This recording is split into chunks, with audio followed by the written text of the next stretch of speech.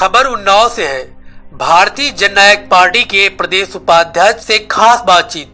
नगर पंचायत हैदराबाद से गुजरते हुए हमारे संवाददाता से मुलाकात कर भारतीय जननायक पार्टी के उत्तर प्रदेश उपाध्यक्ष डॉक्टर राजेश गांधी व पार्टी प्रवक्ता डीके शेखर ने बताया, हम 2022 उत्तर प्रदेश विधानसभा चुनाव की तैयारी कर रहे हैं। प्रदेश उपाध्यक्ष राजेश गांधी ने कहा कि हमारा लक्ष्य आरटीपी है।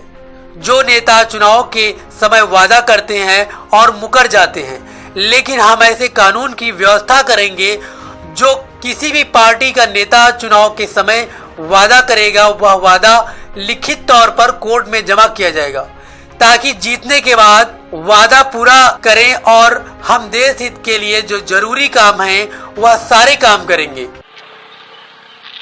आपका क्या नाम है? जी, मैं डॉक्टर राजेश गांधी जी और मैं भारतीय जननायक पार्टी का प्रदेश उपाध्यक्ष हूँ और मैं आरटीपी राइट टू प्रॉमिस लेकर के हम पूरे उन्नाव हर घर गाँव का जाने का काम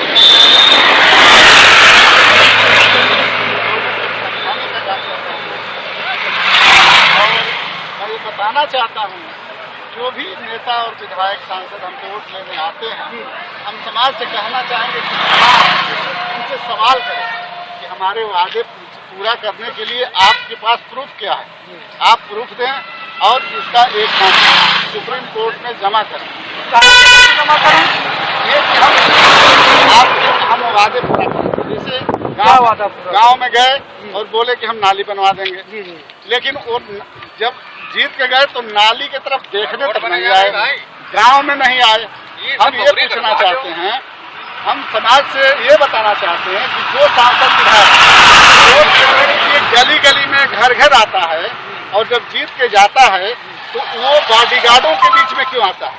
अगर वो काम करता तो डर नहीं होता, अगर डर काम नहीं करता है तो उसे जीतने का कोई अधिकार नहीं, उसे वोट लेने का कोई अधिकार नहीं है।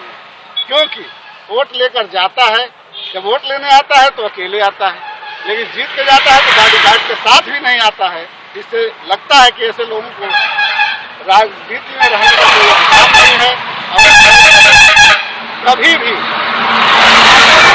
चाहिए जनता जनार्दन से और हमारे समाज से, क्योंकि ये लोग जीत के तो जाते हैं लेकिन उसी समाज के बीच में अकेले नहीं आते। ये बताइए, जो सांसद विधायक होती है क्या कहना चाहते हैं? हम उसके विषय में ये कहना सरकार होती है या जो नेता होते हैं वो समाज के सेवक होते हैं और समाज के सेवक का मतलब होता है कि बिना तनख्वाह, बिना टीए दिए और बिना मजदूरी का समाज की सेवा करें, देश की सेवा करें। तनख्वाह बढ़ाते रहें, अपना टीए दिए लेते रहें, फ्री का बिजली, फ्री का पंखा, फ्री का जहाज, फ्री का गाड़ी और फ्री का तेल, और समाज को तेल का दाम बढ़ा करके हमारे किसान का शोषण करें, हमारे समाज का शोषण करें और सारी सुविधा उसी पैसे से वो अपने को वहन करें। हमारी सरकार अगर आती है या हम अगर पावर में आते हैं, जनता जनार्दन हमें पावर देती है, तो मैं विश्वास दिलाता हूँ कि नेताओं के सारे भत्ते, सारे तनख्वाह, सारे आपकी जो पार्टी है राजनीतिक है कि राजनीति है? राजनीतिक है। राजनीतिक जी। और हमारे पार्टी का एक ही मकसद है, आरटीपी को लागू कराना। आरटीपी का मतलब होता है राइट टू प्रॉमिस। जो वादा किया उसे निभाना पड़ेगा, नहीं तो जेल जाना पड़ेगा और सदस्यता 10 वर्षों के लिए गंवाना पड़ेगा। एक चीज बताइए कि जो हमारे रोड पे जो अधिक एक्सीडेंट होते हैं, इसका कारण क्या है? इसके कई कारण है। क्या? पहला कारण है हमारी गाय माता। हमारी गाय माता के नाम पर सरकार तो बनाई, लेकिन उनके रहने के लिए व्यवस्था नहीं बनाई। योगी जी खाने के लिए भोजन नहीं बनाई। योगी जी कहते हैं कि हमने जो है गौशाला बनवाया है। योगी जी गौशाला बनवाए लेकिन झूठ। योगी जी ने गड्ढा मुक्त किया लेकिन झूठ।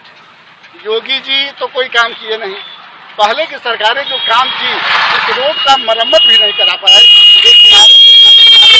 जो किनारे के मिट्टी थे, जो किनारे के दूब थे, घास थे, जंगल थे, उसको साफ नहीं करा पाए और कहते हैं कि हमारा उत्तर प्रदेश उत्तम प्रदेश और भारत में 1 नंबर का प्रदेश है, ये सरासर झूठ है, सरासर गलत है।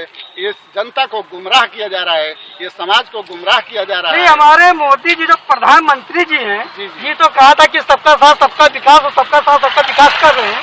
देखिए, मोदी जी प्रधानमंत्री हैं, जी, जी। पूजनीय हैं, जी। आदरणीय हैं, सराहनीय हैं, लेकिन ये हरिश्चंद्र के बाद राजा हरिश्चंद्र एक थे सत्यवादी, और हमारे मोदी जी हैं झूठवादी।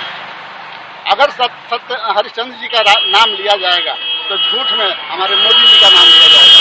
ये इतिहास में लिखा जाएगा।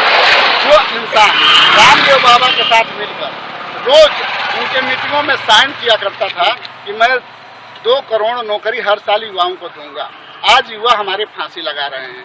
मैं किसानों को सुविधा दूंगा, सुख दूंगा, बिजली फ्री दूंगा, लेकिन आज हमारे किसान सबसे ज्यादा परेशान है। धरना पर बैठे हैं, लेकिन ये सरकार काला कानून वापस करने के लिए तैयार नहीं है, जिसके चलते हजारों किसानों की मौत हो गई। नहीं, ये तो हमारे प्रधान जी कहते हैं, प्रधानमंत्री जी कहते हैं कि जो हमने जो कानून बनाया है ये किसान के हित का कानून है। ये बिल्कुल गलत है, ये कहीं से हित का नहीं है। क्या हम ये पूछना चाहते हैं कि जब हमारी ये फसल, हमारी ये जमीन का एग्रीमेंट हो जाएगा पूंजीपतियों के हाथों में, तो क्या हम इससे एक दाना खा सकते हैं? क्या हम अपने लोगों को एक दाना खिला सकते हैं? क्या उसका उपयोग हम अकेले कर सकते हैं? नहीं, सारी बातों के लिए हमें उसे इजाजत लेना होगा। हमारी मंडियां टूट जाएंगी, बड़े मंडियों में जाना होगा, हमारे जो सस्ते भाव में जो सामान मिलते हैं महंगे भाव में खरीदना होगा।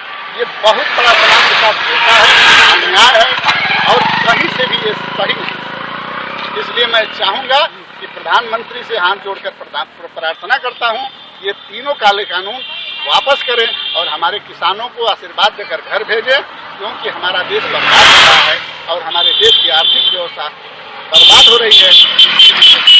हम सरकार से निवेदन करते हैं कि हमारे संस्थाओं को बेचना बंद करे, हमारे समाज के लोगों को लूटने और घसोटने का काम बंद करे और सड़क पर घूम रही माताओं की रक्षा करे, इसके लिए व्यवस्था करें, इसके लिए घर बनवाएं, भोजन दे। नहीं तो हमारे जहाँ भी गाड़ियाँ मजबूत हैं, हमारी गाय माता मरी पड़ी मिलती है। मैं आए दिन सफर में रहता हूँ आरटीपी को लेकर, मैं दिन रात दौड़ा करता हूँ। हमने हैदराबाद मतलब कहीं ऐसा बाकी नहीं जहाँ हम आरटीपी लेकर नहीं गए। फिर भी मैंने जहाँ गया, उत्तर प्रदेश में सबसे ज़्यादा, मैं जिस रोड पर जाता हूँ कहीं न कहीं 1 या 2 गाय मरी मिलती हैं, जिसको कुत्ते नोच रहे होते हैं। कुत्ते नोच के भागते हैं तो वो भी मरे मिलते हैं, क्योंकि वो भी आ जाते हैं गाड़ी के चपेट में। तो मैं चाहता हूँ कि एक जीव के बदले 1000 जीव की जान न ली जाए, उसकी सुरक्षा की जाए। आपका भाषा क्या नाम है? मैं डीके गांधी, जी, उत्तर प्रदेश उन्नाव से। अब उन्नाव का आप क्या पद है? मैं भारतीय जननायक पार्टी का एक सिपाही हूँ और मैं जननायक पार्टी के लिए आप कर रहे हैं आप? आज हमारे बीच में प्रदेश उपाध्यक्ष श्री राजेश गांधी जी, डॉक्टर राजेश गांधी नहीं, आप जो 2022 में जो है, आपने अभी बताया था कि हमारी पार्टी राजनीति पार्टी है। 2022 की जो है चुनाव समय आ गया, 6 महीने बाकी है। आप किस तरह से तैयारी कर रहे हैं, क्या मुद्दा लेके आप चुनाव लड़ेंगे? देखिए, हमारी पार्टी इससे भी पहले से काम कर रही है। अब 6 महीने बाद हमारे उत्तर प्रदेश के चुनाव होने हैं।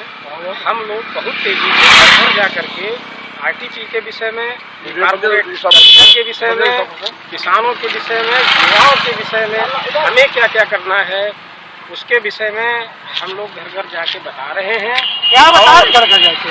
हमने एक तो बात कही है, आरटीपी का एक कानून बनाना है जिसके तहत हम राजनीतिक दल सभी अपने अपने चुनाव घोषणा को माननीय उच्चतम न्यायालय में दाखिल करेंगे।